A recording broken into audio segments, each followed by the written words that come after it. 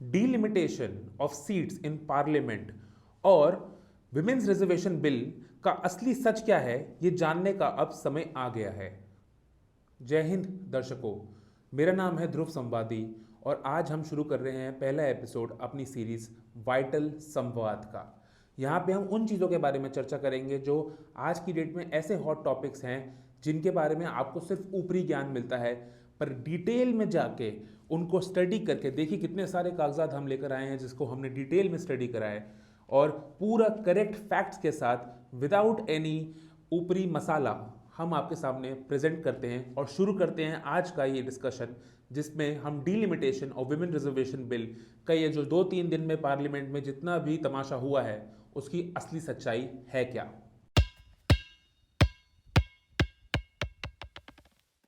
नौ basic ऐसे points हैं जिनके बारे में मैं सबसे पहले आज चर्चा करना शुरू करूंगा। सबसे पहले मैं आपको एक बेसिक एक्सप्लेनेशन दूंगा, उसके बाद ये बताया जाएगा कि कौन से शब्द अमेंडमेंट्स के द्वारा चेंज करे गए आर्टिकल्स में जिनमें सारा रहस्य छुपा हुआ था, टेक्निकलिटी। उसके बाद अमित शाह का जो 16 तारीख को पार्लियामेंट का भाषण था उसमें क्या क्या फैक्चुअली रॉन्ग था और मिसलीडिंग था उसको डिबंक किया जाएगा। फिर आपको टेक्निकल एक्सप्लेनेशन बताई जाएगी जो हम डिटेल्स में जाके एकेडमिक नज़रिए से आपको ये बताएंगे कि एक एक चेंज हुआ क्या है और उसका क्या क्या परिणाम हो सकता है। इसके बाद हम इसमें आपको सुप्रीम कोर्ट का स्टैंस बताएंगे एंड उसके बाद सदर्न स्टेट्स के जो नेता हैं, साउथ की जो स्टेट्स हैं, उनका क्या इस पे ओपिनियन है, क्योंकि उनको ऐसा लगता है और है भी कि वो इस चीज़ से सबसे ज़्यादा डिसएडवांटेज्ड हैं।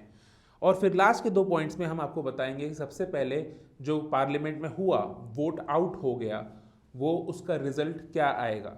और लास्ट में हम आपको कुछ सॉल्यूशंस भी देंगे कि इस प्रॉब्लम को एक्चुअली कैसे सॉल्व किया जा सकता था रैदर देन एक्चुअली सॉल्व हुआ कैसे। तो सॉल्व तो हुआ नहीं, पर हम यहाँ पे शुरू करते हैं। तो बेसिकली 3 बिल इंट्रोड्यूस किए गए थे पार्लियामेंट में। सबसे पहला जो था वो था कॉन्स्टिट्यूशनल अमेंडमेंट बिल। अब कॉन्स्टिट्यूशनल अमेंडमेंट्स क्या होते हैं, इसमें आपको हाफ वोटिंग से काम नहीं चलेगा। इसमें आपको पार्लियामेंट में जो प्रेजेंट हैं उसके 2/3 वोट्स चाहिए होते हैं, ठीक है। और ये था आर्टिकल 81 एंड आर्टिकल 82 को अमेंड करने के लिए। आपकी स्क्रीन पे आपको स्क्रीनशॉट्स दिख रहे होंगे जिसमें आर्टिकल 81 और आर्टिकल 82 का ब्रीफ है, उसको डिटेल में हम आगे डिस्कस करेंगे। सेकेंड बिल जो एक नॉर्मल बिल था, 50% से पास हो सकता है, वो था आपका डीलिमिटेशन बिल। और उसमें नया डीलिमिटेशन फ्रेमवर्क क्या होगा उसके बारे में चर्चा की जाएगी। पहले भी एक डीलिमिटेशन फ्रेमवर्क होता था, उसमें क्या अमेंडमेंट्स करे गए आर्टिकल 82 के द्वारा वो उसमें आपको बताया जाएगा। ये नॉर्मल 50% मेजॉरिटी से पास हुआ जा सकता है। और तीसरा था state legislatures and UT as an union territories के लेजिस्लेचर में क्या चेंजेस आएंगे, कैसे वहाँ पे भी विमेन रिजर्वेशन को अप्लाई किया जा सकता है, उसको लेके बिल था। वो भी नॉर्मल 50% से पास हो सकता था। इसके बेसिक स्ट्रक्चर को पॉइंट वाइज समझना शुरू करते हैं। हमारे पार्लियामेंट में अभी 543 सीट्स हैं, पर सैंक्शन जो सीट्स हैं, जो मैक्सिमम सैंक्शन सीट्स हैं, वो उसका नंबर अभी 550, फिर 550 है। ऑल्दो आप लोग कहीं जगह पढ़ोगे कि वो 552 है, वो हल्का सा फॉल्स डेटा है क्योंकि 2 सीट्स एंग्लो इंडियंस के लिए रिजर्व्ड होती थी जो अब हटा दी गई है, ठीक है। तो अभी 550 सीट्स हैं, उसको बढ़ा के 850 दैट इज 850 सीट्स करने का ये प्रावधान लाया गया था। इस प्रोसेस को कहते हैं डीलिमिटेशन। पर डीलिमिटेशन का एक और पॉइंट था जो इसके साथ टैंगल्ड हुआ था, वो था विमेन रिजर्वेशन बिल जो 2023 में पास हुआ था और यूनानिमसली पास हुआ था। उसमें ये क्लियर था कि 2026 के सेंसस का जो डेटा आएगा उसी के द्वारा आप अपना डेटा एनालिसिस करेंगे और तभी रिजर्वेशन विमेन्स बिल का पार्लियामेंट में आएगा। तो उससे पहले आप ये कर नहीं सकते।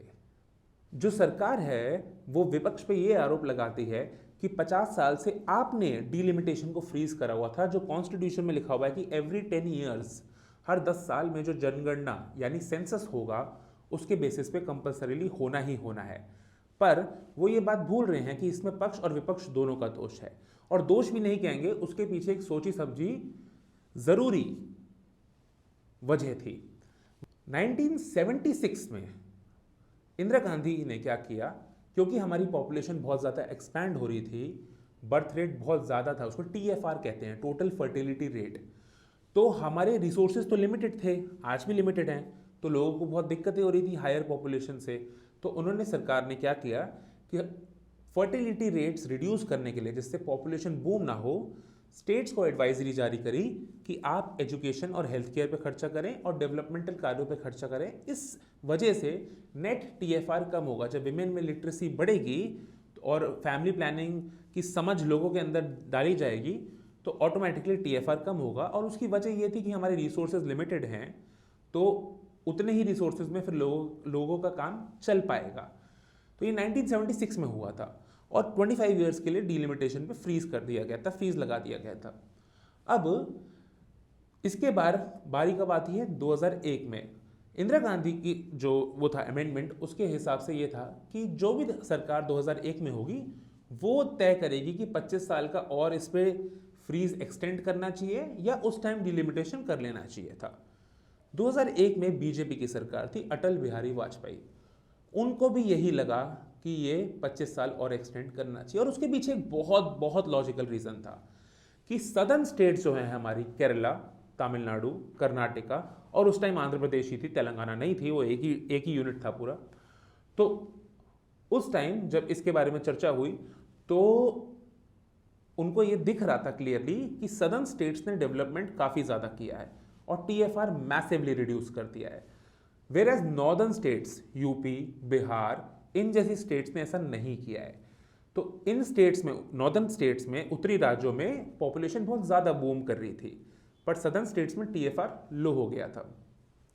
तो अगर डीलिमिटेशन के हिसाब से हम पॉपुलेशन के प्रोपोर्शनल सीट्स एलोकेट करेंगे, जैसा लिखा हुआ है संविधान में, तो उससे सदर्न स्टेट्स को एक तरीके की पेनल्टी चुकानी पड़ रही है। पैसे की पेनल्टी नहीं, आई मीन, बट सीट्स उनको कम मिलेगी, तो उनका रिप्रेजेंटेशन पार्लियामेंट में रिड्यूस हो जाएगा।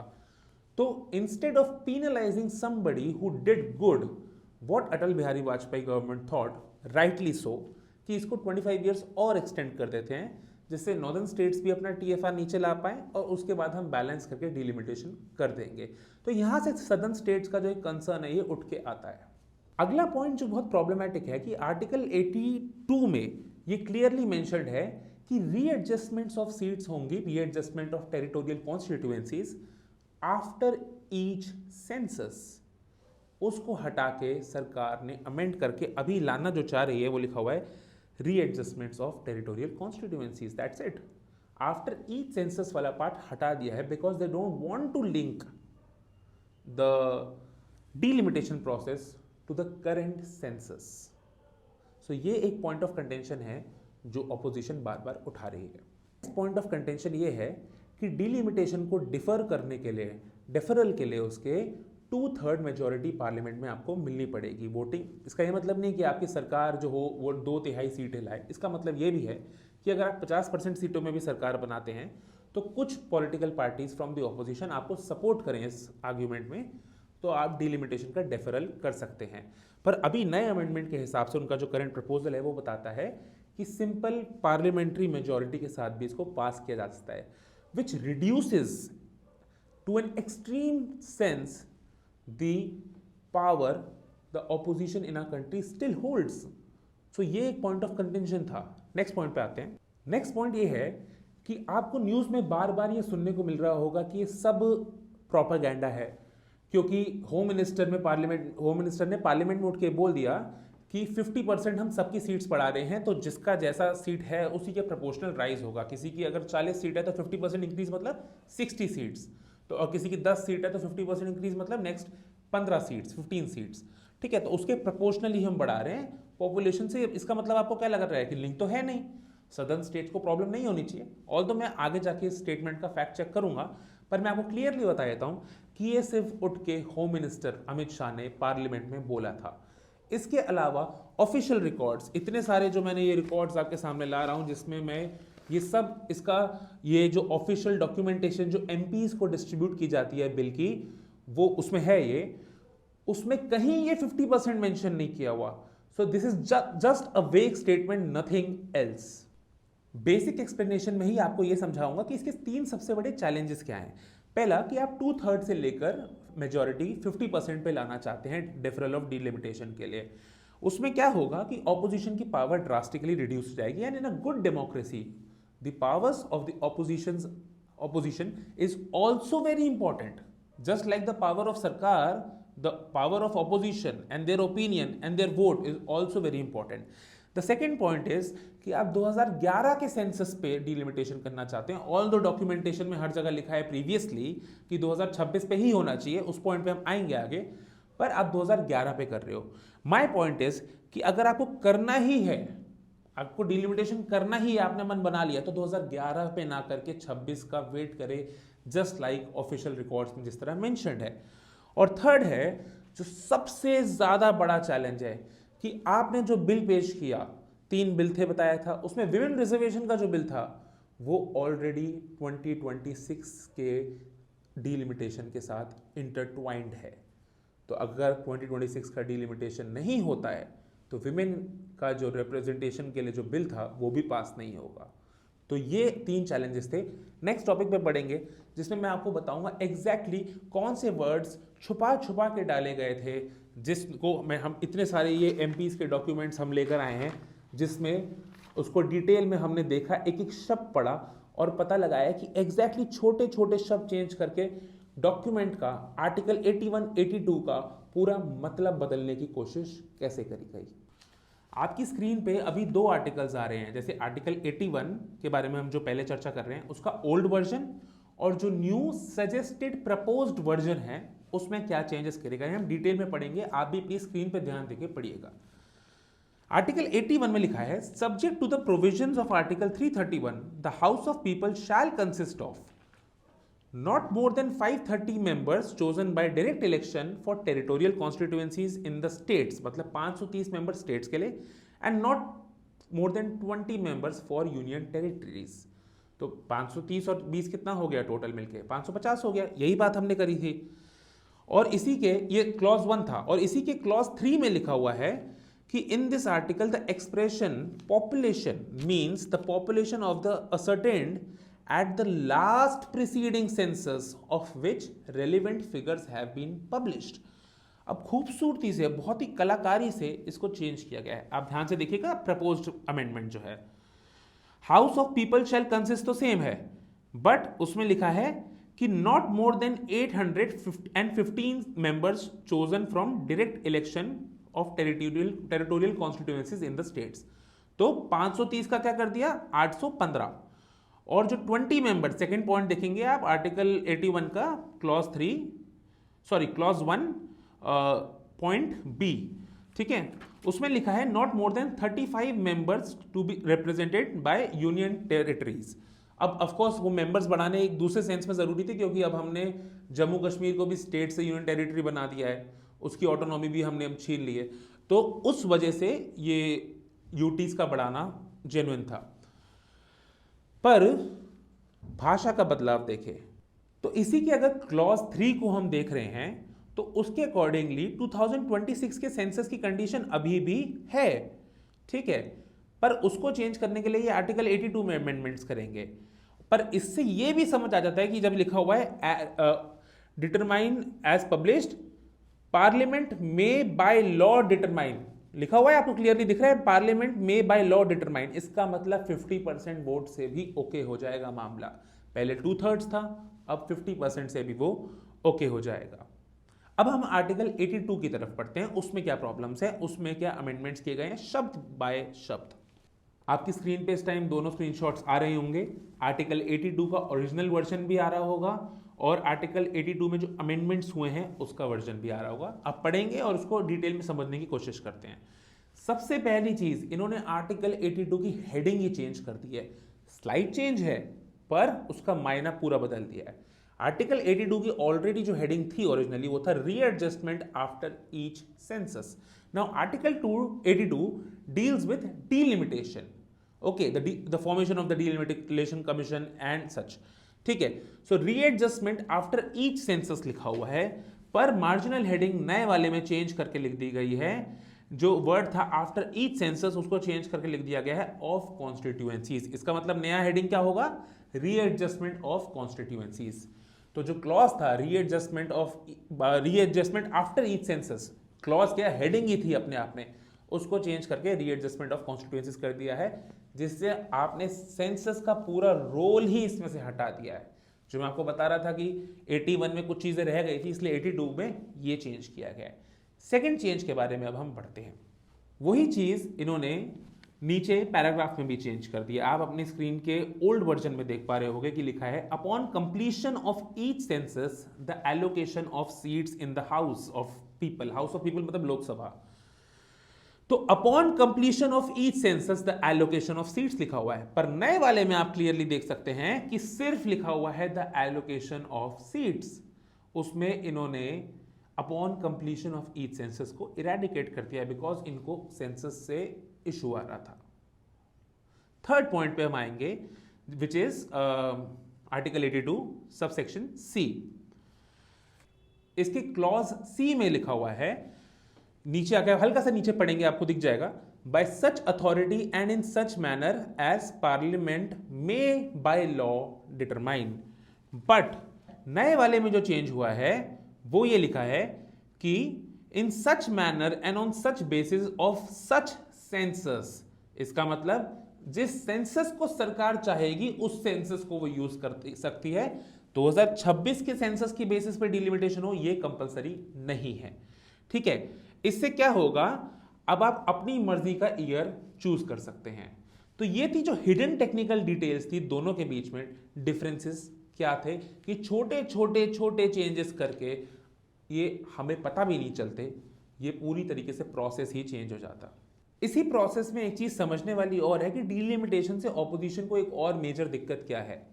वो दिक्कत ये है कि इसकी वजह से कॉन्स्टिट्यूएंसीज की बाउंड्रीज रीड्रॉ की जा सकती हैं, और जिसके हाथ में भी अथॉरिटी है रीड्रॉ करने की, उसके बायस के हिसाब से, उसके पक्षपात के हिसाब से वोटर्स को किसी एक कॉन्स्टिट्यूएंसी में डाला जा सकता है, जिससे इलेक्शन का रिजल्ट मैनिपुलेट हो सकता है। एग्जाम्पल आप समझिए कि एक कॉन्स्टिट्यूएंसी में 50-50 शेयर है, लेट्स से 50% बीजेपी 50% कांग्रेस।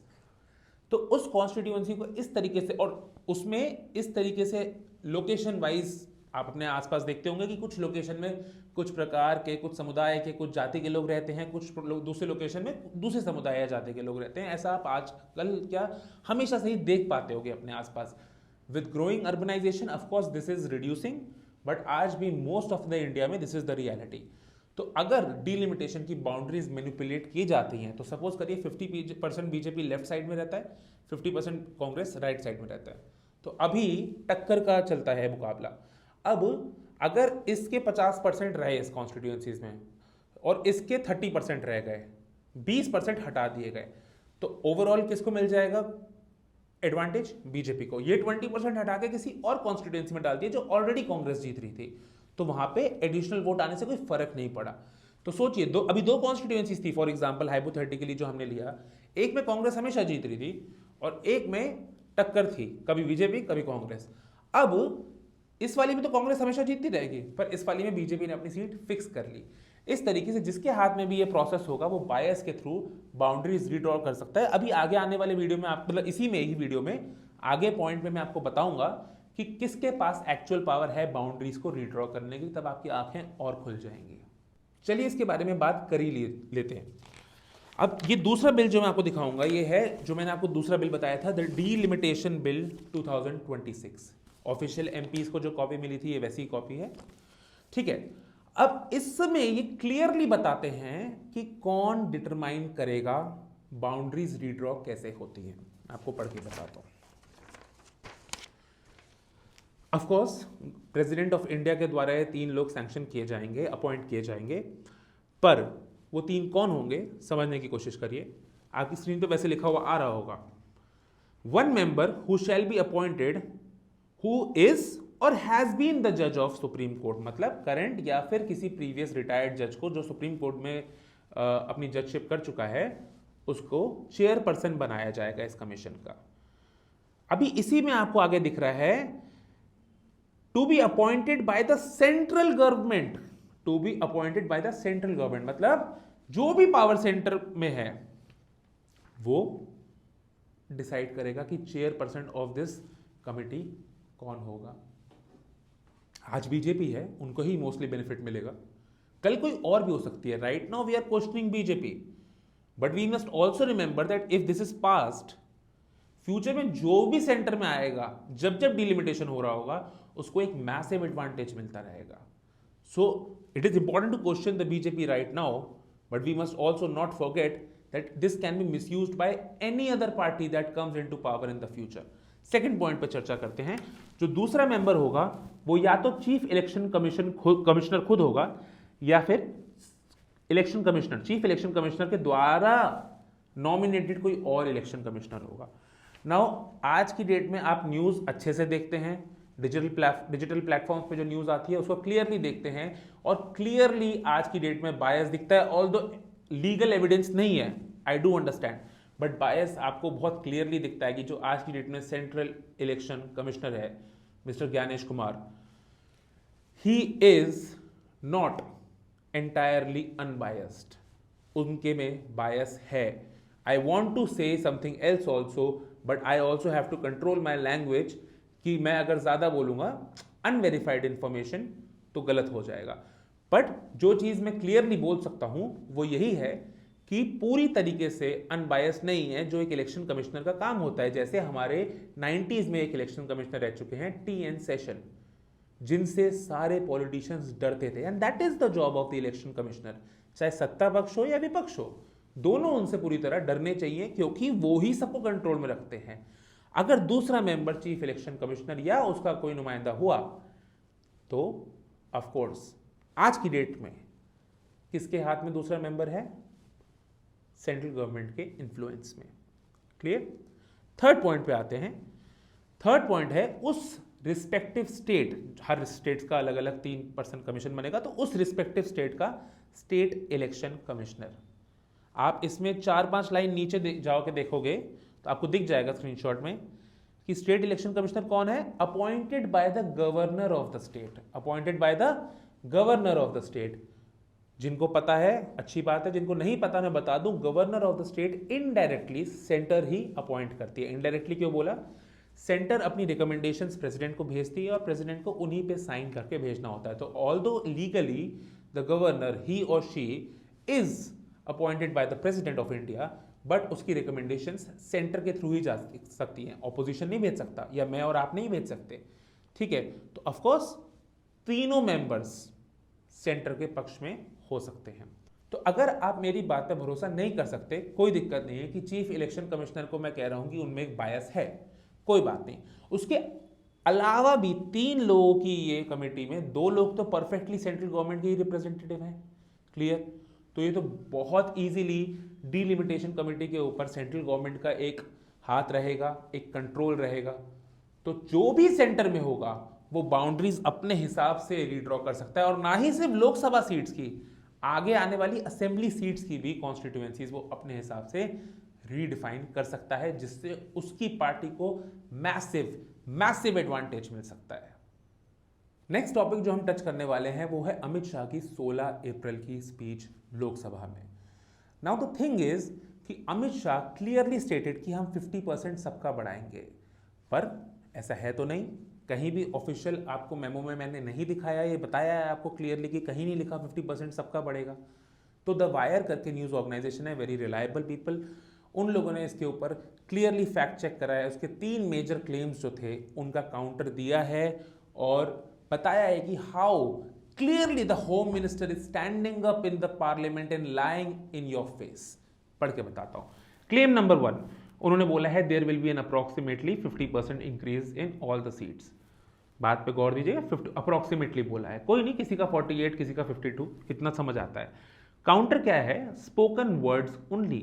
ये कहीं भी बिल में आपके मेंशन नहीं है. In fact article 81 clause 2 sub clause A says that seats are proportional to population. So mathematically it is not even possible कि अमित शाह सबकी 50% सीट बढ़ा सके अगर वो लॉ के हिसाब से चलेंगे.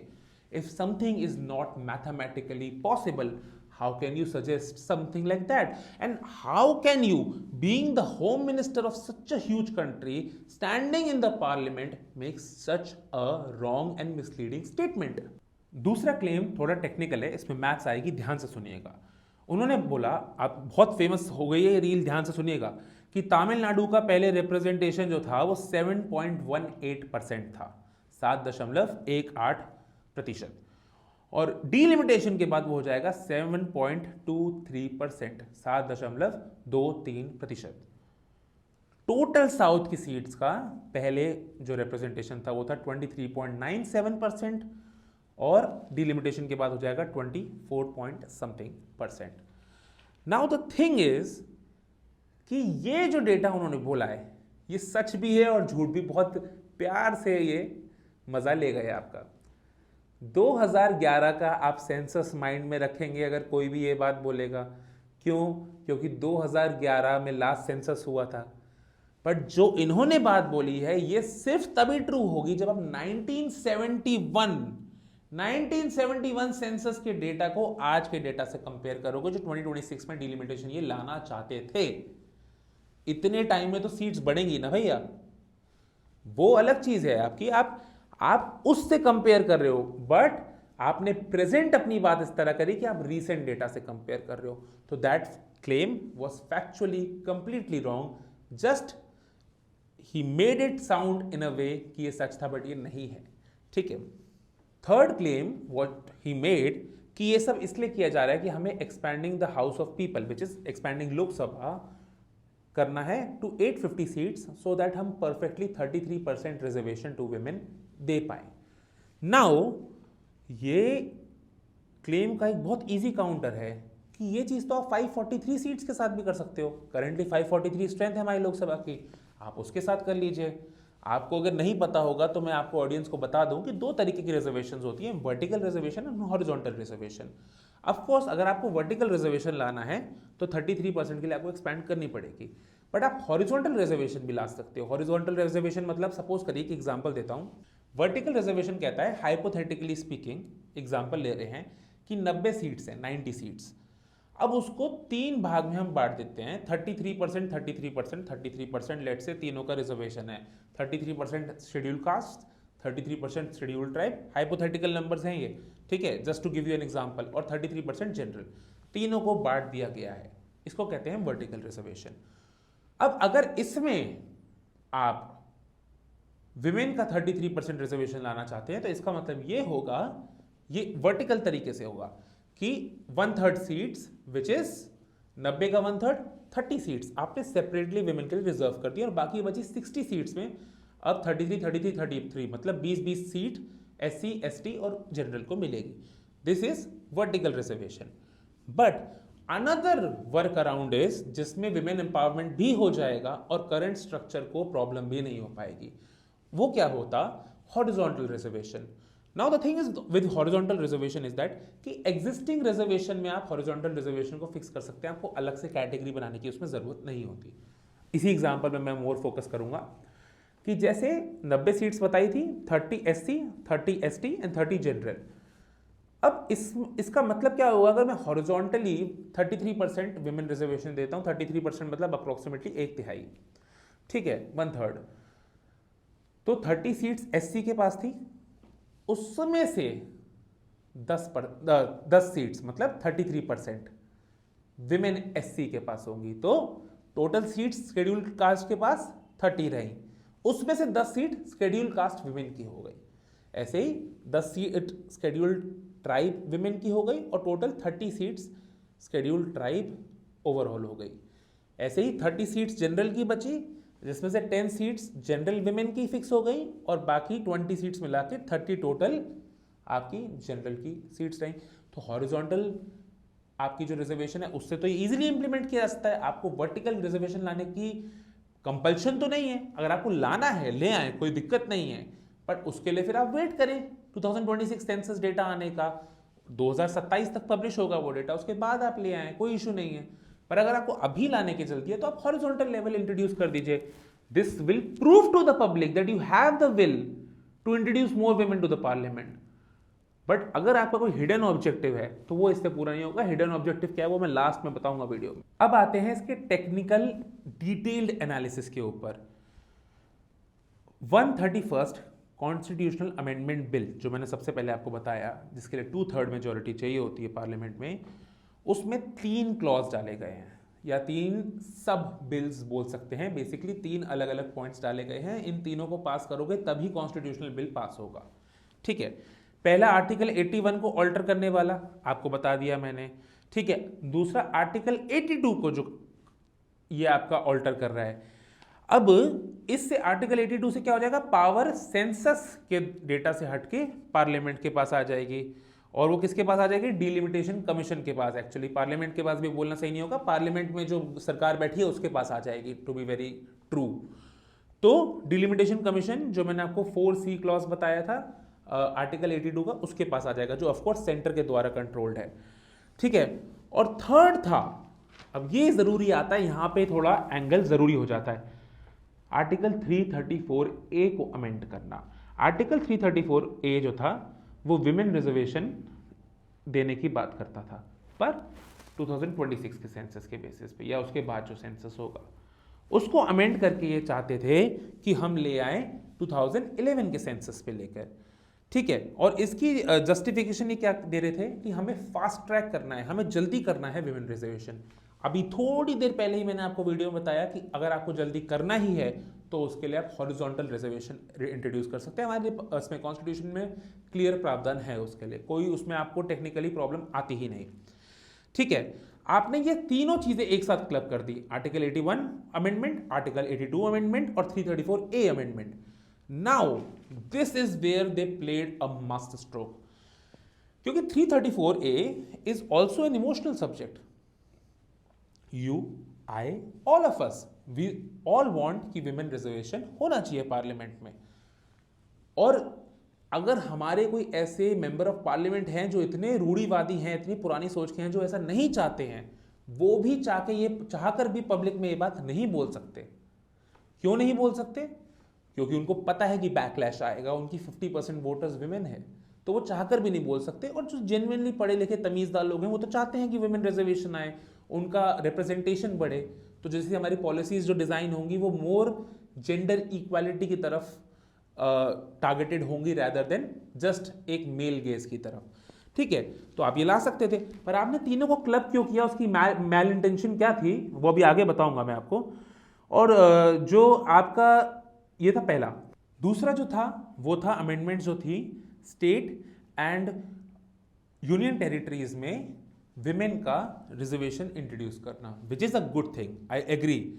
It is important also for UTs, union territories, but only for 3 union territories, because एक तो जम्मू एंड कश्मीर है, पुडुचेरी एंड इन दिल्ली, क्योंकि यही 3 यूनियन टेरिटरीज हैं जहाँ एक्चुअली अपना एक लेजिस्लेटिव असेंबली है, बाकी में सीधा डायरेक्ट गवर्नर रूल चलता है। ठीक है, तो ये भी जरूरी था। अब ये इसकी इन्होंने जस्टिफिकेशन दी, पर इसमें अपने आप में कोई इशू नहीं है। ठीक है, आप उसमें विमेन रिजर्वेशन लाना चाहिए, पर ऑफ कोर्स वहां पे भी हॉरिजॉन्टल मेथड से इमीडिएटली लाया जा सकता है। वर्टिकल मेथड से अगर आप लाना चाहते हैं तो आपको सेंसस का वेट करना ही पड़ेगा लीगली। और तीसरा आपका था डीलिमिटेशन बिल, और बहुत क्लियरली डीलिमिटेशन बिल में आपको ये मेंबर्स का जो इशू है ये मेंशन कर दिया गया है ऑलरेडी कि 3 मेंबर्स होंगे। पहला चीफ इलेक्शन कमिश्नर, दूसरा एक रिटायर्ड जज जो सेंट्रल गवर्नमेंट अपॉइंट करेगी और वो चेयरपर्सन होगा इस कमेटी का, और तीसरा जो स्टेट का जो इलेक्शन कमीशन है उसका स्टेट इलेक्शन कमिश्नर, और वो कौन अपॉइंट करेगा, उस स्टेट का गवर्नर जो इनडायरेक्टली अपॉइंटेड है by the central government. So this gives too much power to the central government कि वो स्टेट्स और यूनियन टेरिटरीज के जो इंटरनल इलेक्शंस होते हैं, जैसे असेंबली इलेक्शंस जो होते हैं, उसमें भी सीट ऑल्ट्रेशन कर सकते हैं। विच मीन्स कि एग्जाम्पल लेके कि अभी बीजेपी पावर में है, विच मीन्स कि अगर बीजेपी को बेनिफिट चाहिए होगा तो सिर्फ मेंबर ऑफ पार्लियामेंट्स के लिए ही नहीं कर सकते वो, कि लोकसभा की कॉन्स्टिट्यूएंसीज को रीड्रॉ कर देगी बाउंड्रीज को, वो असेंबली सीट्स को भी कर देंगे। और उसका इंपैक्ट क्या होगा, चेन रिएक्शन। असेंबली सीट्स भी अगर आपकी बढ़ गई तो आपका राज्यसभा में भी रिप्रेजेंटेशन बढ़ जाता है, because assembly seats directly linked होती हैं आपके राज्यसभा में आपको कितनी सीट मिलती है। लोकसभा में फायदा ले लिया, असेंबली सीट्स लेकर आपने स्टेट पे अपनी सरकार बना ली। ऐसी स्टेट्स में जहां अपनी सरकार नहीं बनती, फॉर एग्जांपल वेस्ट बंगाल, केरला, यहां पे भी आप बना सकते हो। और उसके बाद इनके रिप्रेजेंटेशन की वजह से आप अपनी रिप्रेजेंटेशन कहां बढ़ा सकते हो, राज्यसभा में। और इससे क्या होगा, राज्यसभा और लोकसभा में आपकी अगर इतनी बड़ी मेजोरिटी हो गई है इस मैनिपुलेशन की वजह से, जैसे आपको 2024 में नारा याद होगा, अब की बार 400 पार, तो अगर आपकी इतनी ज्यादा बढ़ गई है तो आप सोचिए आप क्या कर सकते हो, आप constitutional amendments without any discussions कर सकते हो। आज अमेंडमेंट लाए, 5 मिनट में पास। कॉन्स्टिट्यूशनल अमेंडमेंट हमारे कॉन्स्टिट्यूशन में लिखी हुई बेसिक से बेसिक राइट्स को चेंज कर सकते हैं, इतने स्ट्रांग होते हैं। जब ही इनमें 50% नहीं बल्कि 2/3 मेजोरिटी चाहिए होती है। अगर आपको इतनी बड़ी मेजोरिटी मिल गई तो आप बिना किसी कंसल्टेशन के, बिना किसी ऑपोजिशन का इवन डिस्कशन या फिर डिबेट का पॉइंट सुने हुए आप ये सब कर सकते हो, और इससे आपको इतना बड़ा बेनिफिट मिलेगा। ये था इसका detailed technical analysis. Next part पे बढ़ते हैं। नेक्स्ट पार्ट में हम जानेंगे कि सुप्रीम कोर्ट का इसके पे क्या स्टैंड है। सुप्रीम कोर्ट का ऑलरेडी 2025 का 2025 का एक जजमेंट आया हुआ है, जजमेंट कह लो या ऑब्जर्वेशन कह लो, जिसमें इन्होंने क्लियरली मेंशन किया हुआ है। तो पहले मैं क्रेडिट देना चाहूंगा द हिंदू करके जो अखबार है, उनका डिजिटल प्लेटफॉर्म है उसको भी, कि उनके आर्टिकल की वजह से मैं ये पढ़ पाया। सुप्रीम कोर्ट ने 2025 में बोला है कि Supreme Court cautioned that if delimitation is based on the census data prior to 2026, मतलब 2026 के डेटा से पहले कोई सेंसस के डेटा पे अगर डिलिमिटेशन होता है, बहुत ध्यान से शब्द सुनिएगा, it would risk destabilizing the uniform electoral framework। मतलब इक्वल इलेक्टोरल आपका जो स्टेटस है उसी को ये डिस्टेबलाइज कर सकता है। It is so harmful for our democracy and will blur, hazy कर देगा मतलब, and it will blur clear demarcation between constitutional prescription and political discretion. इसका मतलब क्या होगा कि संविधान आपको जो करने का हक देता है और आप अपनी राजनीति चमकाने के लिए जो कर रहे हैं, वो दोनों में जो क्लियर अंतर होता है, अब अंतर खत्म हो जाएगा। ये सुप्रीम कोर्ट का कहना है, ये उनका स्टांस था। दो और छोटे छोटे पॉइंट्स हैं कि no boundaries redrawn until 2026 census data comes, ये सुप्रीम कोर्ट ने बोला हुआ है। जब तक 2026 का सेंसस का डेटा आएगा, जो ऑफकोर्स 2027 में आ सकता है या 2028 के इनिशियल मंथ्स में आ सकता है, तब तक कोई भी बाउंड्रीज आप रीड्रॉ नहीं कर सकते। तो जो ये लोग करना चाह रहे हैं वो directly against the supreme court judgement है। ऑल्दो टेक्निकली ये ऐसा कर सकते हैं, रीजन बीइंग इन्होंने पहले भी ऐसा करा हुआ है। अगर सुप्रीम कोर्ट किसी चीज का जजमेंट देता है और उसके बाद आप अमेंडमेंट ले आते हो और उस लॉ को ही चेंज कर देते हो, तो वो उसकी वैलिडिटी खत्म हो जाती है और उस वजह से आप इनके जजमेंट्स ओवररूल एक तरीके से कर सकते हो, which becomes actually unhealthy for our democracy.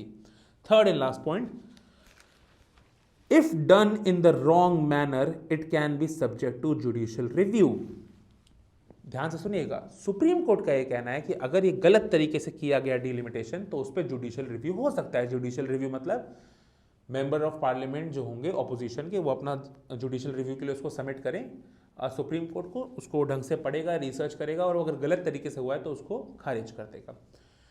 पर नया डिलिमिटेशन कमीशन जो बना है उसमें क्लियरली मेंशन है कि ये जुडिशियल रिव्यू के लिए एलिजिबल नहीं है। अभी आपको एमके स्टालिन का भी आगे बयान सुनाऊंगा, उसमें इन्होंने क्लियरली ये अपना एक पॉइंट ऑफ वरी बताया है कि अगर आप डिलिमिटेशन गलत तरीके से करते भी है, वो 3 मेंबर कमेटी जो है गलत तरीके से, एक तो सेंटर के पूरे कंट्रोल में है, दूसरा अगर आप गलत तरीके से करते भी हैं तो उस पे सुप्रीम कोर्ट फिर कुछ कर ही नहीं पाएगा अकॉर्डिंग टू द लॉ। मतलब हमारी डेमोक्रेसी में लास्ट स्टेप क्या होता है, हमारे पास लेजिस्लेचर हमारी बात नहीं सुन रहा, एग्जीक्यूटिव पूरा लेजिस्लेचर के कंट्रोल में रहता है, लास्ट कहाँ जाता है इंसान, जुडिशरी के पास।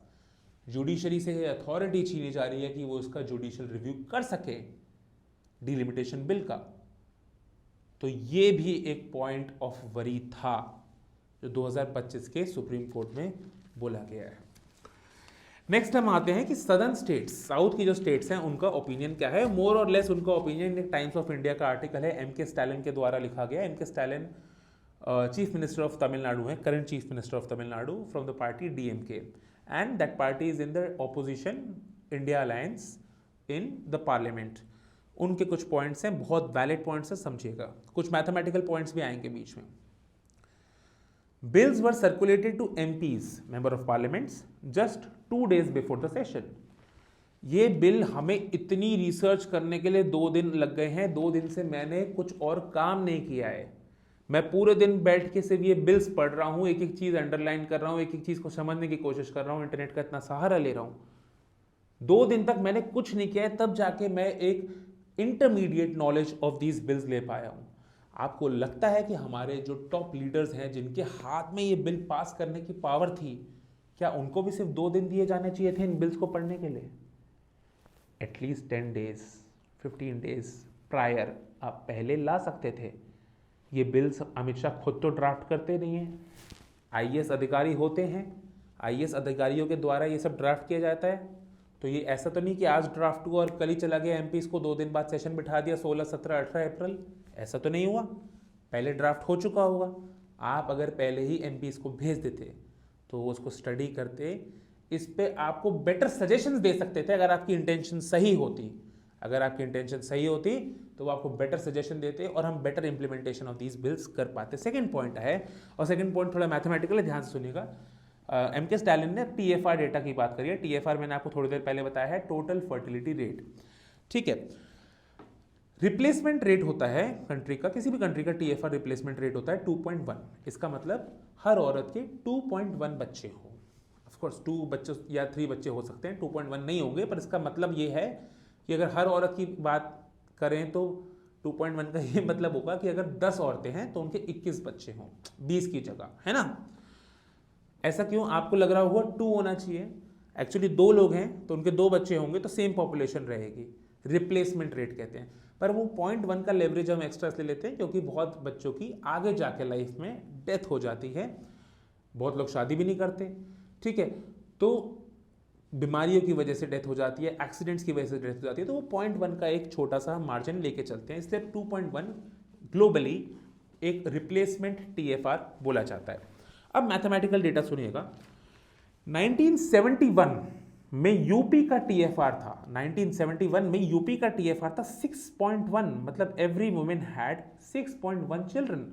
मेरे तमिलनाडु का कितना था? 3.9। आज की डेट में आप देखोगे तो 3.9 भी आपको बहुत ज्यादा लग रहा है, पर उस टाइम 1971 में जब इतना पॉपुलेशन बूम हो रहा था, तमिलनाडु फिर भी 3.9 पे था। आज की डेट में, चलो आज का छोड़ देता हूं और थोड़ा पहले का बताता हूं आपको। 2001 में जो वैलिड डेटा है हमारे पास, वैलिडेटेड डेटा है, क्लियर, 2001 में मतलब 30 साल बाद, 30 इयर्स बाद कितना इंप्रूवमेंट आया, क्योंकि 2001 में आपको दूसरा डिलिमिटेशन हुआ, आज तो तीसरा होने की बात हो रही है ना। दूसरा डिलिमिटेशन होने की बात अटल बिहारी वाजपेयी 2001 में हुई थी। 2001 में यूपी मात्र 6.1 से 4.1 आया, और केरला पता है कहां था? केरला 1.8 पे था। TFR 1.8 is very very less in comparison to the replacement rate 2.1, which means Kerala में हर 10 औरतों के 18 बच्चे हो रहे थे। 10 औरत मतलब 10 कपल्स, तो 20 लोगों के 18 बच्चे, 20 लोगों के 18 बच्चे मतलब हर जनरेशन में 2 की पॉपुलेशन, मतलब 10% की पॉपुलेशन गिरती जा रही है। तो Kerala was working so hard on it, UP wasn't, Bihar wasn't, Haryana wasn't, they were working hard but they were not working as hard. तो अगर हम स्पेशली विमेन एम्पावरमेंट को लाने के लिए, वर्टिकल रिजर्वेशन के थ्रू लाने के लिए, अगर हम टीएफआर का डायरेक्टली सहारा लेते हैं तो it would be actually penalizing the southern states who actually worked very hard on their industrialization, education and healthcare and all the developmental works that they did. आप एक बात बताओ, आप घर में एक एग्जाम्पल देख लो, एग्जाम्पल हो या ना हो आपके घर में, ऐसा वो अलग बात है, बट वो चीज़ सही है या गलत उसके बारे में समझो। कि आपके 2 बेटियां हैं, एक बेटी लेट्स से छोटी बेटी पढ़ाई में बहुत तेज है और बड़ी बेटी पढ़ाई में थोड़ी कमजोर है। अब बड़ी बेटी जब 12वीं पास करती है तो पेरेंट्स को पता है कि ये इसको दिक्कत आएगी आगे फ्यूचर में, she is not very smart, तो वो उसकी एजुकेशन पे बहुत मोटा खर्च करते हैं, बड़े से बड़े कॉलेज में भेजने की कोशिश करते हैं कि कम से कम कॉलेज के नाम की वजह से कोई जॉब लग जाए। और छोटी बेटी जब 12वीं पास करती है तो पेरेंट्स कहते हैं नहीं नहीं बेटा खुद कर लो, ज़्यादा पैसे खर्च करने की क्या ज़रूरत है, जितने की बड़ी बेटी की जॉब लगी है उतनी की तो तुम खुद लगवा लोगी नॉर्मल कॉलेज से करके। मतलब छोटी बेटी ने इतनी मेहनत करके पढ़ाई करी, उसको एक तरीके से पीनलाइज किया गया। पीनलाइज मतलब फाइन दिया गया, पैसे ना देकर फीस के। उसी तरीके का पीनलाइजेशन यहां पे आपको दिखने की कोशिश की जा सकती है। ठीक है, this bill penalises good governance, very important. ठीक है, एक सॉल्यूशन उन्होंने सजेस्ट किया था जो मैं आगे भी सॉल्यूशंस के वक्त बोलूंगा, पर अभी भी बोल देता हूं कि छोटी स्टेट्स के लिए, छोटी मतलब जो टीएफआर के मामले में छोटी है या नेट पॉपुलेशन के मामले में छोटी हैं, उनके लिए एक बेस नंबर ऑफ सीट्स आप डिसाइड कर दीजिए। चाहे कितनी भी कम पॉपुलेशन हो जाए, इससे कम सीट्स नहीं जानी चाहिए, एक सॉल्यूशन रिकमेंडेड है। और बड़ी स्टेट्स के लिए यूपी बिहार जैसे, पॉपुलेशन चाहे कितनी भी बढ़ जाए, एक सीलिंग हाइट आप डेजिग्नेट कर दीजिए कि इससे ज्यादा सीट्स आपको मिल ही नहीं सकती। इसके रेंज के बीच में आप प्रोपोर्शनल रख लीजिए, पर एक बेस और एक सीलिंग ये तय कर लीजिए, which is a good interesting solution. I think I do not agree with all of his points, but this is a good suggestion. जो जो पॉइंट्स से मैं एग्री कर रहा था, मैंने वही पॉइंट्स इसमें रखे हैं। ठीक है, ऑफ कोर्स जो मैंने आपको थोड़ी देर पहले बताया वही इन्होंने लास्ट पॉइंट लिखा है कि he also raise the concerns that the report of delimitation commission cannot be challenged in court since it is out of judicial review, since it is out of judicial review। तो Stalin या other chief ministers of other southern states, उनके पास supreme court जाने का मौका ही नहीं पड़ेगा। अब मैं आपको इस पर एक अपना ओपिनियन बताना चाहता हूं कि मुझे क्या लग रहा था। इमेजिन करिए टोटल फर्टिलिटी रेट या फिर टोटल पॉपुलेशन की वजह से आप डायरेक्टली सीट्स एलोकेट अगर हम कर रहे हैं, तो आपको लगता नहीं कि कोई भी सरकार अपना दबदबा पार्लियामेंट में बनाने के लिए, अगर स्टेट लेवल की है तो राज्यसभा में बनाने के लिए, और थोड़ी भी बड़ी पार्टी है तो लोकसभा में बनाने के लिए, आपको नहीं लगता वो अपने सिटीजन्स को प्रमोट करेंगे कि और बच्चे करो? कॉमन सेंस लगा के देखोगी, आज के सिनेरियो में, 2026 के सिनेरियो में, क्या ज्यादा बच्चे करने अच्छी चीज है? रिसोर्सेज हमारे पास इतने लिमिटेड है, वाटर शॉर्टेजेस हो रही हैं, लैंड शॉर्टेजेस हो रही हैं, प्रॉपर्टी रेट्स स्काई रॉकेट कर रहे हैं, एजुकेशन फीस इतनी ज़्यादा है। अगर हम या मतलब सदर्न स्टेट्स प्रमोट करने लग जाएंगी ज़्यादा बच्चे करने के लिए, तो क्वालिटी ऑफ लाइफ कितना गिर जाएगा पर पर्सन। तो आप उनको indirectly as central government you are indirectly promoting southern states to take such a wrong step. I hope this wrong step never gets taken, but this is a genuine fear that can happen. आगे अभी last में जो clip दिखाऊंगा, 2 clips, उसमें आपको clearly दिख जाएगा कि इनकी रियल इंटेंशन थी क्या। ये विमेन रिजर्वेशन बिल को आर्टिकल 81, 82 के साथ क्लब करने की रिजर्वेशन, देखिए वीडियो। मैं समझ रहा हूं कि ये वोट नहीं देंगे तो महिला आरक्षण का बिल गिर जाएगा, मगर इस देश की महिलाएं देख रही है, उनके रास्ते का रोड़ा कौन है वो देख रहे हैं। जब ये चुनाव में जाएंगे, महिलाओं का आक्रोश उनको सामना करना पड़ेगा और रास्ता नहीं मिलेगा। आपने क्लियरली देखा कि उनको पता था कि उनके पास कॉन्स्टिट्यूशनल अमेंडमेंट करने के लिए 2/3 मेजॉरिटी नहीं है।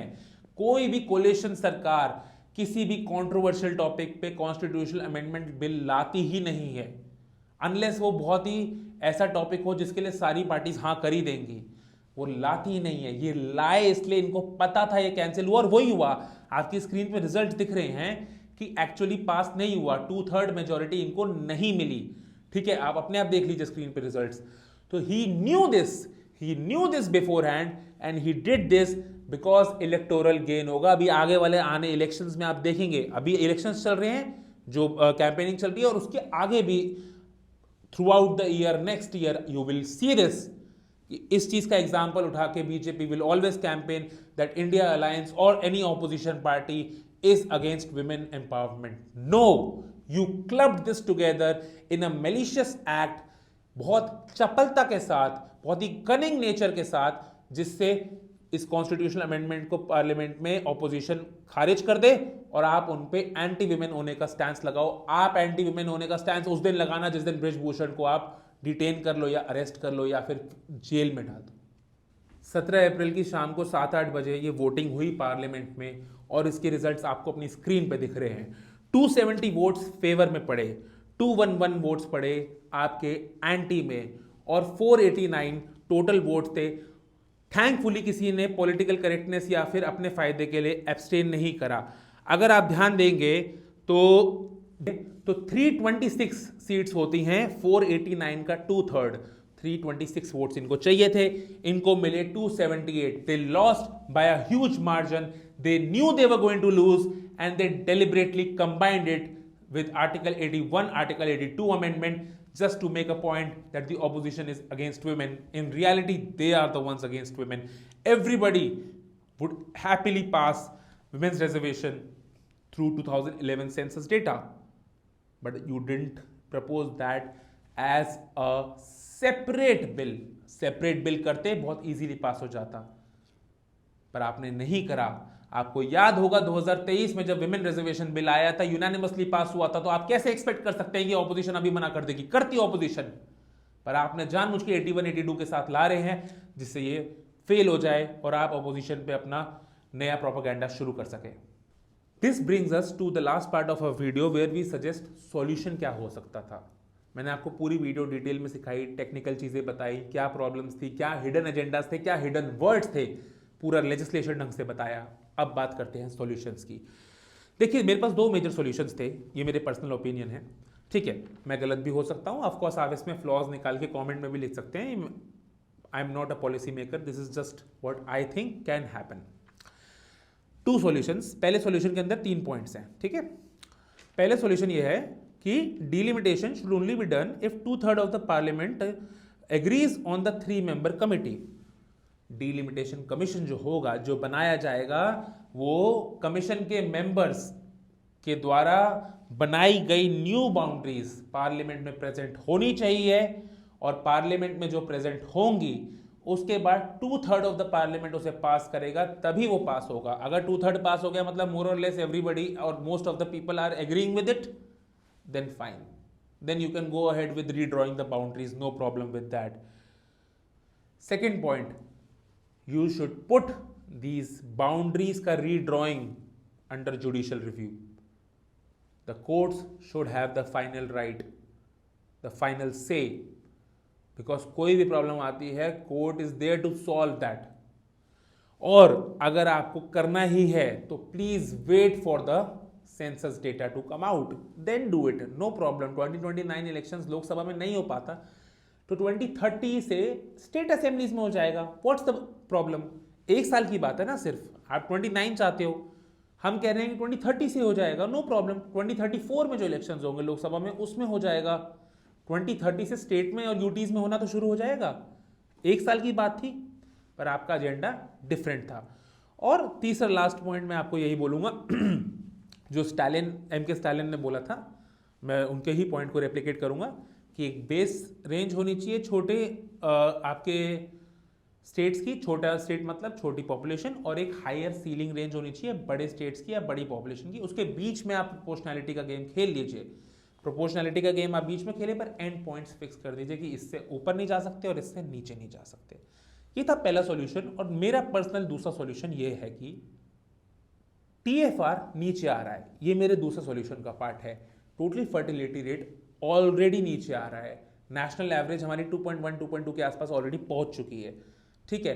तो अगर TFR consecutively since last 7-8 years कम आए जा रहा है, रिड्यूस हुए जा रहा है, तो आप वेट करो, एजुकेशन बढ़ रही है, TFR नीचे आ रहा है, आप 25 ईयर्स का एक्सटेंशन जैसे इंदिरा गांधी और अटल बिहारी वाजपेयी ने लगाया था, आप भी 25 ईयर्स का एक्सटेंशन लगाओ। वी आर क्वाइट श्योर कि 25 ईयर्स के बाद TFR इतना नीचे आ जाएगा कि हमारी पॉपुलेशन कंट्रोल में होगी और उसके बाद डिलिमिटेशन अनबायस तरीके से हो पाएगा। That is my personal solution, you can take it और leave it. You can write your opinion in the comments. If मेरे ओपिनियन में जो मेरा ये सॉल्यूशन है इसमें आपको प्रॉब्लम लगती है, आप उसको भी पॉइंट आउट कर सकते हैं। Thank you for watching, this was episode 1 of vital संवाद। आपको लगा हो अगर कुछ आपकी लाइफ में वैल्यू ऐड हुई है इससे, तो please give a like, that motivates us. Please share it to your friends.